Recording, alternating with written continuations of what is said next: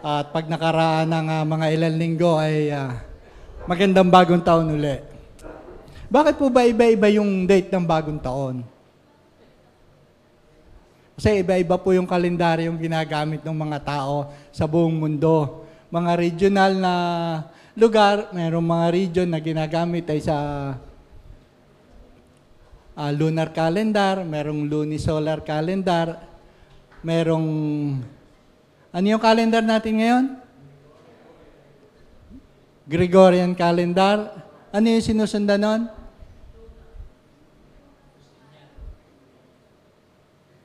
Julian calendar. At yung po dalawang magkasunod na kalendaryong iyon, noong ginagamit ng mga tao, merong mga lugar na yung date, yung sa mga legal papers nila, yung mga date, pareho nilang inilalagay. Dahil po, sa hindi sila sigurado kung ano yung talagang petsa. Kaya, yung date ng Julian calendar, nakalagay doon sa kanilang mga papeles, at yung katapat na date sa Gregorian calendar. Ganyan po kagulo ang bagong taon ng mga tao. Kasi po, ang binabasihan nila ay yung kanilang tradisyon, yung kanilang kultura, at yung kanilang gusto. Kahit ngayon, pwede na tayo mag-celebrate ng bagong taon kung gusto natin. Pero hindi po yun ang ating tradisyon. Kaya lamang, ang sinasabi nga ng Biblia, huwag tayong masasakop ng mga tuntunin, ng mga kapistahan, ng mga bagong buwan, ng mga sabat, sapagkat kinakailangan po na ang ating pong gagawin sa anumang selebrasyon ay yung pong naaayon sa gusto ng Panginoon na pagse-celebrate natin. Isang verse po lamang ang nakita ko sa Bible na tumutukoy sa unang araw ng unang buwan ng taon. At yun po ay hindi nila ginawang celebration, ginawa nilang pagtatrabaho. Dahil malaki yung trabahong nakaatang sa kanila at kinakailangan nila yung gawin bilang paghahanda doon sa mga kapistahang gusto ng Diyos na kanilang gawin. Kaya yung bagong taon sa Bible ay hindi celebration. Trabaho yon. Sino po sa inyo ang gusto magtrabaho sa bagong taon? Puyat ako noon eh. Busog ako noon eh. Magpapaputok ako eh. Pero hindi po ganun ang celebration sa Bible. Hindi po yung bagong taon ang pinagse-celebrate. Ang pinagse-celebrate nila kung ano yung itinakda ng Diyos na celebration, na ipag-celebrate, katulad ng mga Passover at yung iba pang mga kapistahan. Alin po ang gusto niyo sundin ngayon? Yung sa tradisyon natin o yung sa Bible? Ilan-ilan na nga ang sumagot na sa Bible eh.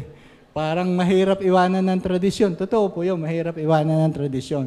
Pero mas masarap po sumunod sa Panginoon. At yun po ang ating gagawin. Amen? Kakalahati pa. Okay. Ang ating pong pag-uusapan ay may kaugnayan po sa napakalaking paghahanda natin doon po sa ating kalagayan bilang simbahan at bilang mananampalataya.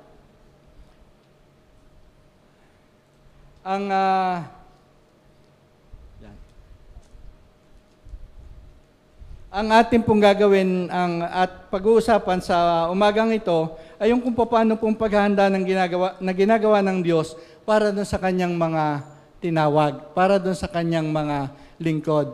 Pakitaas po ng kanang kamay ng mga lingkod ng Panginoon. Yon. Meron dalawang kamay, mahirap po yung isa lang po. Okay. At ito pong ating pag-uusapan ay may kaugnayan po doon sa ating mission statement, mission vision statement ng ating simbahan. Sino po nakaka-memorize na ng ating mission vision statement? Salamat naman. Luma yung brother. Okay, pakitingin na ng ating Okay, yan po yung ating mission statement. To glorify God by reaching out and mentoring families, producing spirit-filled leaders, and Christ-centered communities. Yung ating vision statement. Yan po ang ating vision statement. By God's grace, to be an influential disciple-making church of Christ-centered families in the Philippines and beyond. Malaki po ang ating ambisyon dahil malaki ang ipinagagawa sa atin ng Diyos na ambisyon. Hello?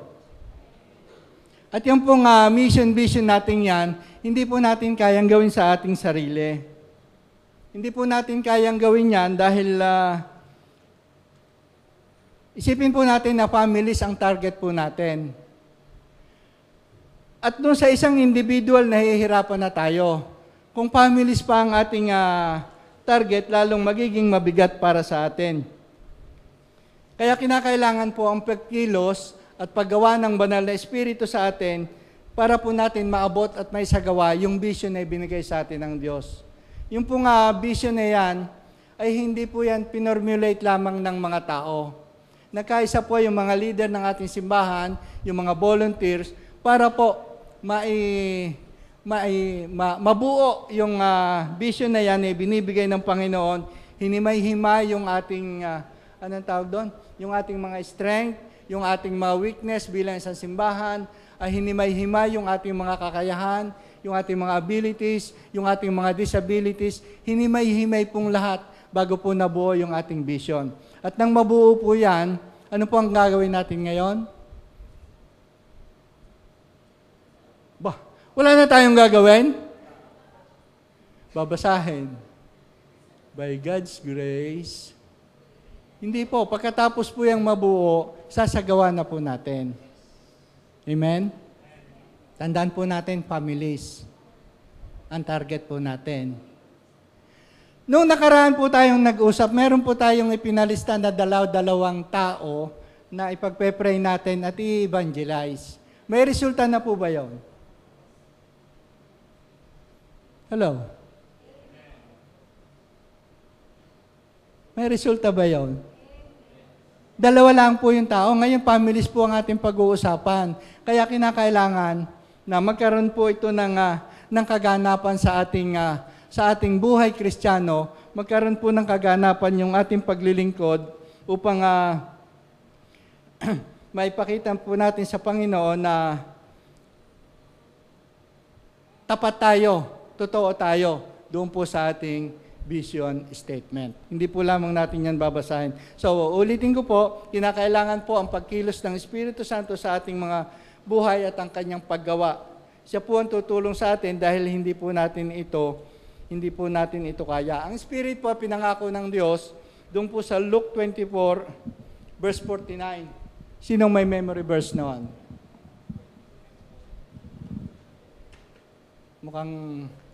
Mukhang malayo na naman ang ating agwat. Nariyan ba kayo? Sige po, maya-maya sasama na rin ako sa inyo. Para tayo magkaintindihan. Verse 49 ng chapter 24 po ng Lucas. Susuguin ko sa inyo ang pinangako ng aking Ama, kaya manatili kayo sa lungsod hanggang hindi kayo nalulukuban ng kapangyarihan mula sa itaas. At nagkaroon po ito ng fulfillment, ng manifestation, doon po sa Acts chapter 2 verses 1 to 4. Tuloy na natin.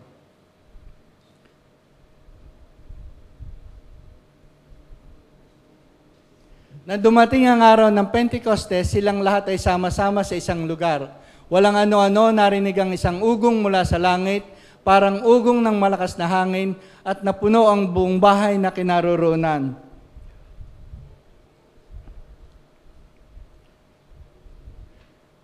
Nakita nila ang waring mga dilang apoy na naghiwa-hiwalay at dumapo sa bawat isa sa kanila. Napuspos sila ng Espiritu Santo at nagsalita ng ibang wika ayon sa kaloob sa kanila ng Diyos. So nagmanifest po, naganap po yung pangako ng Panginoon na bababa sa kanila ang Espiritu Santo. Pero sa kanila po yun ipinangako. Gusto nyo ba? Aba? Gusto nyo ba? Kasi kung hindi nyo gusto, ay wala tayo rito. Kaya po tayo naririto, gusto nyo? Hello? Gusto nyo? Gusto nyo? Amen. Gusto nyo? Okay, tingnan po natin kung may karapatan tayong angkinin yung pangako ng Diyos. Verse 38 ng Acts chapter 2, sumagot si Pedro, magsisi kayo at magpabautismo sa pangalan ni Jesucristo para patawarin kayo sa inyong mga kasalanan at tatanggapin ninyo ang kaloob ng Espiritu Santo. Ang pangako ay para sa inyo, sa inyong mga anak, sa lahat ng nasa malayo, sa lahat ng tatawagin ng Panginoon nating Diyos. Kabahagi na po ba tayo ngayon? Kaparte na tayo? Kasama na tayo?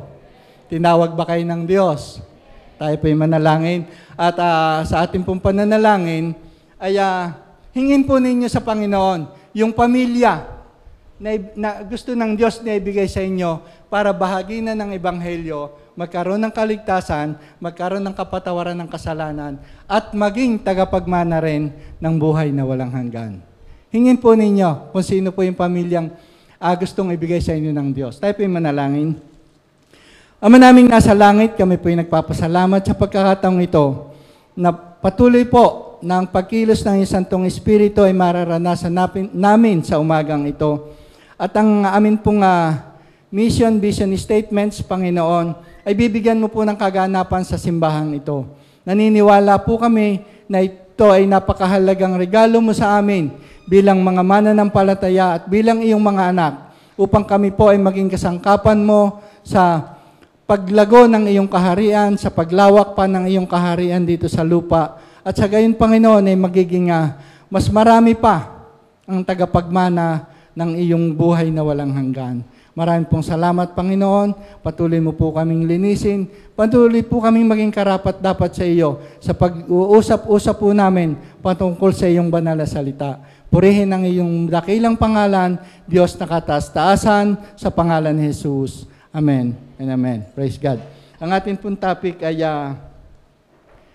the anointing. The anointing. Ano po ba yung anointing? Okay, 10:25. Bigyan niyo po ako ng 15 minutes at saka 1 oras at magkakatapos tayo. Amen. Okay? Sige, yun po ang ating pag-uusapan, the anointing. At yun po ay ang kahulugan po ng anointing, ang literal na kahulugan ng anointing is to rub with oil, with oily substance. Yun pong pinapahira ng langis. To apply oil as a sacred rite, especially to consecration. At ang isa pa pong meaning nito, to choose by or as if by divine election. Yung banal na pagpili ng Diyos sa atin. Yun po ang atin pong susundan dito po sa ating pag-uusap na ito. At ang text po natin ay nasa Isaiah 61, verses 1 to 3.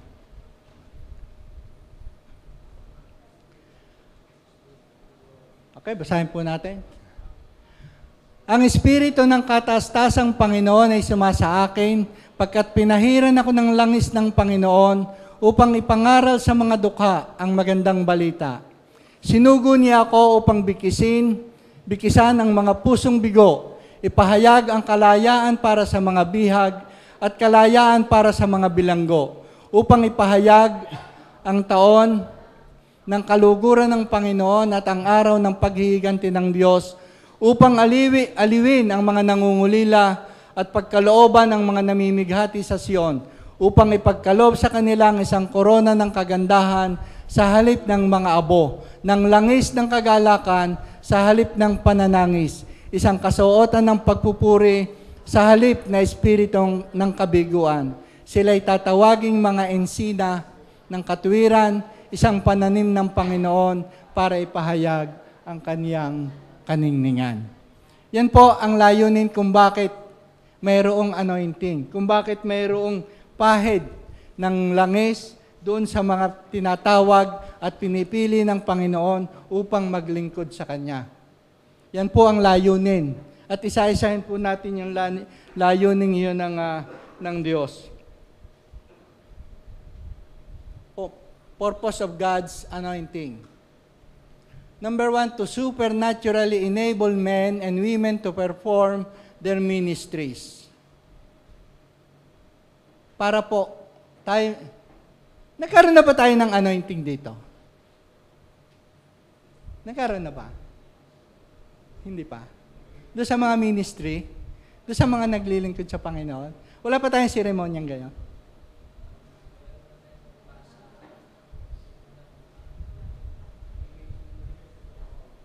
Parang hindi ko na rin naririnig yung salitang anointing. Dito wala. Magkakaroon ngayon. Dahil nalaman na nating wala, ay dapat magkaroon. Kasi tayong lahat nagbo-volunteer sa iba't ibang ministry. Pero kapag hindi tayo anointed, anong gagawin natin? Yung sarili nating lakas, yung sarili nating kakayahan, yung sarili nating talino, ang ating gagamitin. Kaya minsan, doon mismo sa loob ng ministry, nagkakatampuhan, nagkakalayo-layo, sa halip na mabuo bilang isang ministry na naglilingkod sa Diyos. So number 1 is to naturally enable men and women to perform their ministries. Kapag ka po, ang paglilingkod natin sa Panginoon ay ginagawa natin, hindi sa sarili nating lakas at kakayahan, ang mapapapurihan ay ang Diyos. Pero pag ginagawa natin yung sa sarili natin, ako si magaling, ako si mahusay, ako si marunong, ako ang nag-isip, ako ang nagplano, ako ang nagsagawa. Tatamad nga ng mga kasama ko eh. Pero kapag tayo ay merong anointing ng Holy Spirit, ibibigay natin ang resulta ng lahat ng ating ginagawa, ang kapurihan ay sa Panginoon. Nakakaintindihan po ba tayo? Amen. Number 2. To bring hope and good news to the afflicted.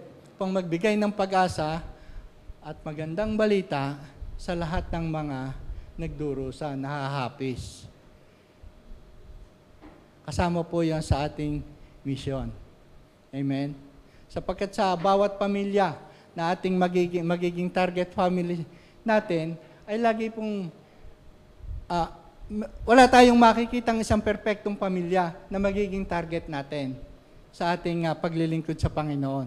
Lagi pong mayroon niyang problema, may sakit katulad ng kinukwento ni sinishare ni Brother Alex. So lahat po ng ating mapupuntahan, kinakailangan may dala tayong pag-asa at magandang balita. Hindi po tayo magdadala ng mga kabigatan natin sa ating sariling buhay. Magdadala po tayo ng pag-asa doon sa bawat pamilyang ating pupuntahan. Number 3. To heal the broken-hearted. Wala naman ditong broken-hearted. Broken lang, walang hearted. Dahil nakatapos na yung gastusan. Broke lang. Okay, so to heal the broken-hearted. Tayo pala ay kasangkapan ng Diyos para yung mga dinadalang kabigatan sa anumang sitwasyon, sa anumang relationship, ay magkaroon din ng kagalingan. Number 4, to proclaim liberty to the captives upang magpahayag ng kalayaan sa mga bilanggo. Nabanggit po doon sa ating prayer kanina, sa ating supplication na yung mga bilanggo. Alam po niyo doon sa Muntinlupa, na nabanggit na kanina na merong anomalyang nangyayari. Napakarami pong Kristiyano doon. Hindi lamang po makalaya-laya dahil sa kailangan nilang pagsilbihan yung kanilang sintensya. Pero nung nakasama po ako sa prison ministry sa Muntinlupa, ay nakakatuwa po.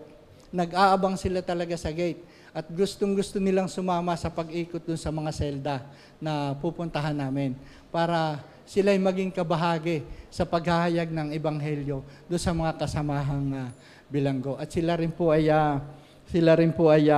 talagang, alam po niyo sa bilangguan, merong mga nagpo-full time sa ministry ng mga preso. Nagpo-full time sila, hindi na sila, kasi po yung mga medyo maluluwag na yung kanilang sintensya, gumagawa sila ng mga, yung mga native products, yung mga produkto na binebenta sa labas. Yun nga yun. Ah, ang ginagawa po nila, hindi na po sila sumasama doon sa pagtatrabahong yon at sila ay nagpupultan sa kanilang ministry sa paghahayag ng mabuting balita doon sa kanilang mga kapwa bilanggo. Ganun po ang pagtawag ng Diyos maging sa loob ng bilangguan. Number 5. To set prisoners free. Meron pong isang bilanggo doon, nilalakad nung prison ministry director ni Attorney Villanueva dahil talagang napaka-husay na ng kanyang performance bilang mananampalataya. Yung kanyang kaso ay nilakad doon sa mga taong kanyang pinagkasalahan doon sa mga na-offend niyang mga tao. Pero ayaw pong pumayag yung mga tao na makalaya yung bilanggo. Gusto nila, kumpleto niyang pagsilbihan yung kanyang sintensya. Pero pwede nang lumaya at magagamit ng Diyos sa yung kanyang testimony para makapagbahagi ng ebanghelyo. Pero marahil ang gusto ng Diyos, doon sa loob ng bilangguan siya gamitin para makapagbahagi ng kanyang karanasan. At karanasan sa kasalanan at karanasan sa kapatawaran ng kasalanan. Sino ba yung kapitbahay niyo, brother, Sister Nitz, na galing, yung singer?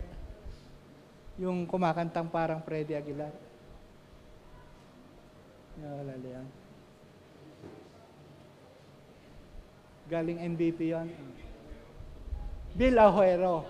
Yung po si Bill Ojero ay galing po yun doon. Pero isang testimony niya noong araw ay talagang grabe ang kanyang mga ginagawa.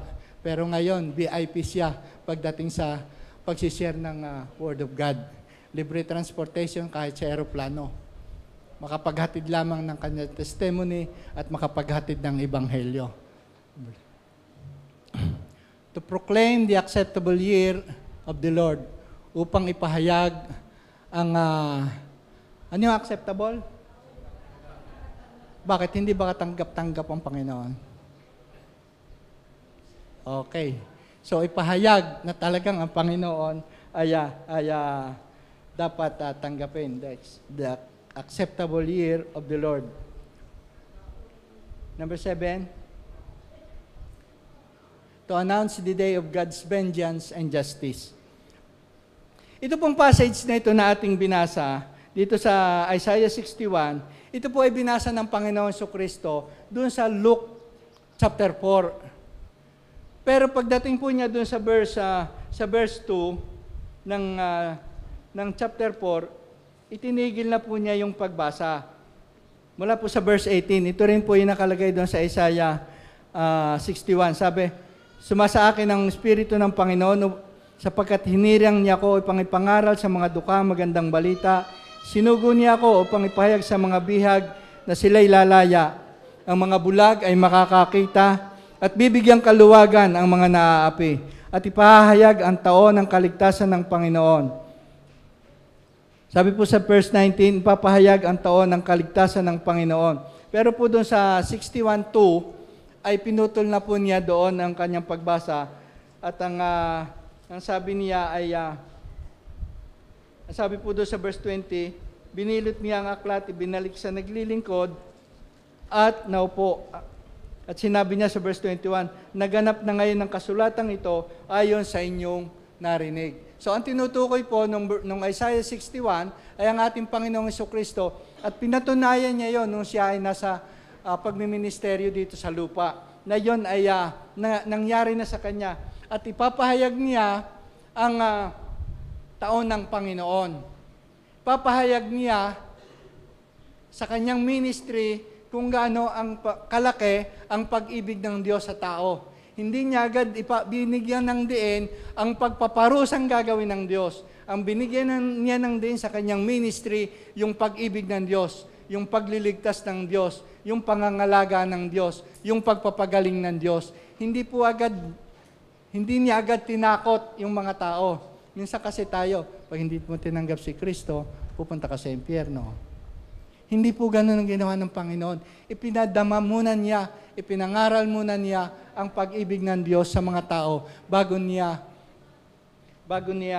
ipinahayag yung maaaring mangyari sa mga huling araw. Yun po yung tinutukoy doon sa number 7, to announce the day of God's judgment and justice. Pwede po natin banggitin yon, pero kinakailangang nabigyan natin ng diin ang pag-ibig ng Diyos sa pamamagitan ng ating Panginoong Hesukristo.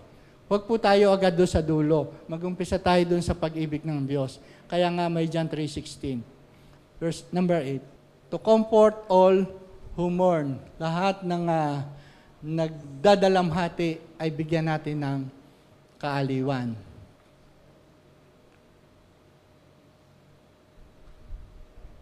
Number 9.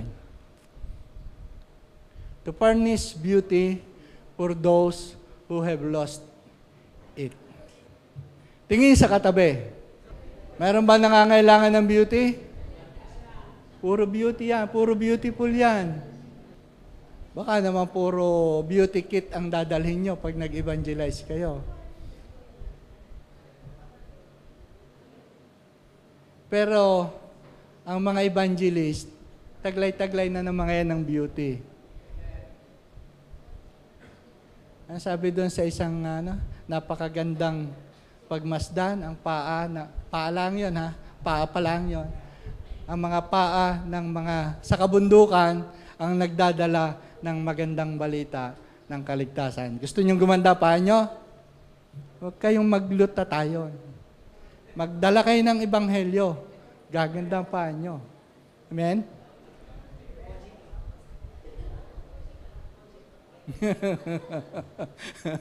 Number 10. To provide happiness and a glad heart. To provide happiness and a glad heart. Sino ba sa inyo nung na-born again nalungkot? Sayang, hindi na ako makakagawa ng kasalanan.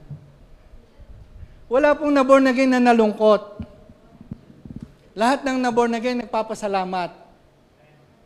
Amen? Yun din po ang dadalhin natin. Yung kagalakan. Nung ako'y na-born again, sabi ko, kung sa ganitong sitwasyon ako mamamatay, sigurado na ako sa langit.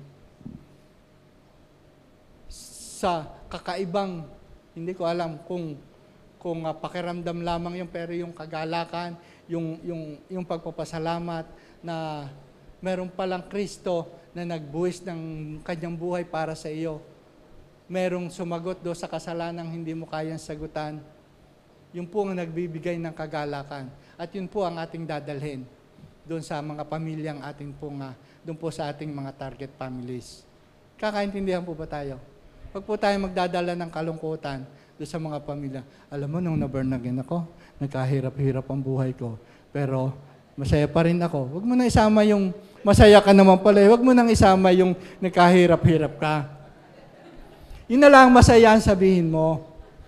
Para naman walang tusok na negatibo doon sa iyong dadalhan ng ebanghelyo. To supply opportunity to praise God's name. Napakahalaga po na may pakilala natin ang pangalan ng ating Diyos at mapapurihan sa pamamagitan ng ating Panginoon sa Kristo. Bigyan niyo nga ako ng isang pangalan ng Diyos na itinatawag niyo sa Kanya. Isang pangalan lang ng Diyos. Jehovah Rapha, Jehovah Jireh, Jehovah Shalom, Jehovah Nisi, Jehovah Chidkino, Jehovah Shammah, Jehovah Sabaoth. Ano pa? Kung paano natin tinatawag ang ating Diyos, ganun natin siya pupurihin. Kung paano natin siya tinatawag bilang Diyos na makapangyarihan sa lahat, doon natin siya pararangalan.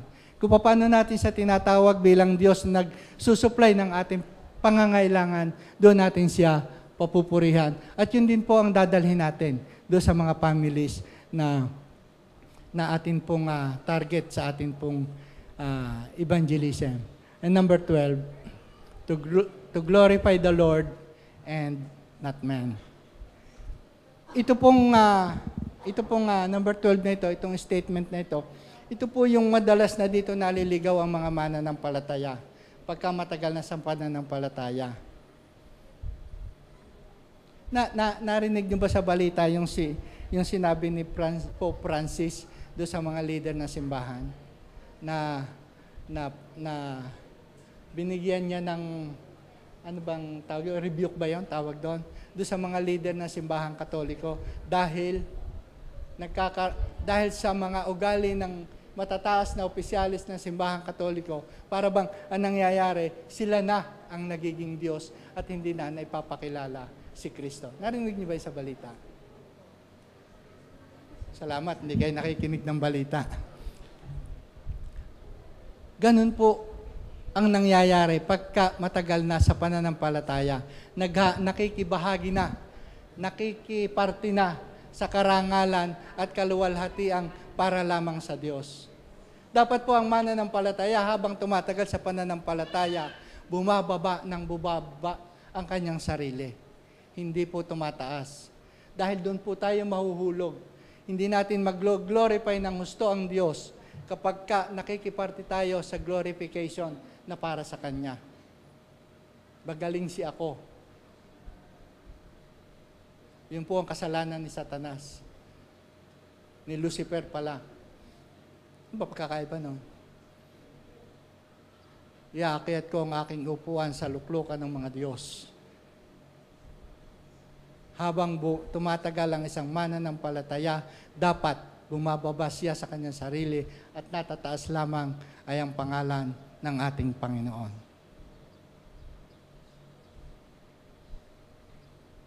Nakailang minuto na ako? Matatapos na? Okay, 55 minutes na lang. Naka 20 na ako, 55 minutes na lang. Tayo po ba'y nakakaintindihan na? Nakahanda po ba kayo sa inyong mga target families? Sigurado kayo?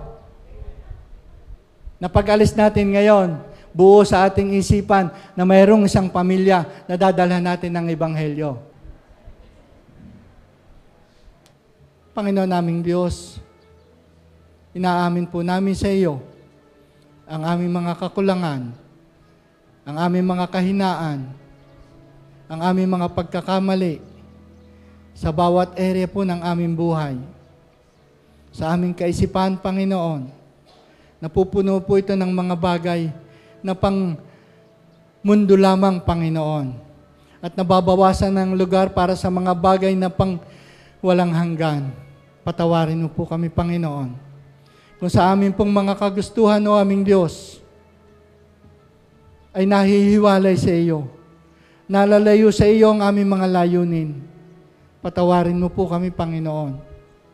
Kung sa amin pong mga balakin, o aming Diyos, ay hindi ka nakakasama, at nagiging komportable kami, Panginoon, na namumuhay sa aming sariling kakayahan lamang, patawarin mo po kami, aming Diyos. At hayaan mo po, Ama, na sa pagkakataong ito, sa pangalan ng Panginoong Jesucristo, na nagsabing kumakatok siya sa puso ni Numan, at ang bawat magbukas ng pintuan ng kanyang puso, ay makakasama niyang dudulog sa hapag ng Ama. Panginoon naming Diyos, sa mga oras na ito, sa pangalan ng Panginoong Jesucristo, idinadalangin po namin sa iyo, aming Diyos, nakatukin mo po ang puso ng bawat anak mo, ng bawat tinatawag mo sa paglilingkod sa iyo, Panginoon, na bawat naglilingkod sa iyo na handang patuloy na sumunod, na patuloy na magtaas ng iyong banal na pangalan. Panginoong Diyos, hayaan mo po na sa pagkakataong ito, ng pahid at pagkilos ng iyong Santong Espiritu, ang siyang patuloy pong mangyari sa iglesyang ito, aming Diyos. Hayaan mo po na ang iglesyang ito'y patuloy mong patibayin, Panginoon, sapagkat ang iglesyang ito'y iglesyang naglilingkod sa iyo. Hindi po kami iglesyang nasa upuan lamang, kundi kami iglesyang lumalakad. Kami iglesyang humahayo. Kami iglesyang nagdadala ng iyong mabuting balita. At hayaan mo po, aming Diyos, na sa pagkakataong ito, patuloy naming maipakilala sa iyo, patuloy naming maipahayag sa iyo, patuloy naming mapagpasiyahan sa aming puso na kami ay maglilingkod sa iyo. Hindi dahil sa gusto namin, kundi dahil sa gusto mo. Hindi dahil sa gusto namin, kundi dahil tinatawag mo kami at tumutugong kami sa pagtawag mo sa amin. Hayaan mo po aming Diyos na sa pagkakataong ito, maranasan namin ang iyong kamay na handang gumabay, handang umalalay, handang umakay sa amin, patungo sa mga pamilya, Panginoon, na gusto mong hatiran namin ng Ebanghelyo. Patungo sa mga pamilya, Panginoon, na nangangailangan ng kaligtasan. Patungo sa mga pamilya, Panginoon, na hinihipo mo na rin ang kanilang mga puso, binubuksan mo na rin ang kanilang mga diwa, ang kanilang mga isipan, Panginoon, ay patuloy nang nagmumuni-muni ng tunay nilang kalagayan upang paglapit namin sa kanila, Panginoon naming Diyos. Bukas na ang kanilang puso sapagkat ikaw po ang nagbukas. Bukas na ang kanilang isipan sapagkat ikaw na ang nagbukas. Kung paanong kumikilos ang iyong Santong Espiritu sa amin, Panginoon, gayon din mo rin po kikilusin ng iyong banal na Espiritu yung mga pamilyang pupuntahan namin. Mga pamilyang nangangailangan ng kaligtasan. Mga pamilyang wala pang kaugnayan sa aming Panginoong Jesucristo. Salamat po aming Diyos na sa pagkakataong ito, ang bawat hinihipo mo, Panginoon, ay inaanyayahan ko po dito sa harapan aming Diyos upang patuloy nilang maranasan at may pahayag na sila ay nakahandang maglingkod sa iyo. Ikaw ay Diyos na makapangyarihan sa lahat, na nararapat na paglingkuran, na nararapat na tugunin ang iyong pagtawag, nararapat na itaas ang iyong banal na pangalan saan man kami makarating. At hayaan mo po aming Diyos na sa kapangyarihan ng banal na Espiritu ay gumawa ka sa buhay ng bawat isa sa amin. Marami pong salamat sa ngalan ng Panginoong Jesus. Amen and amen. Praise God.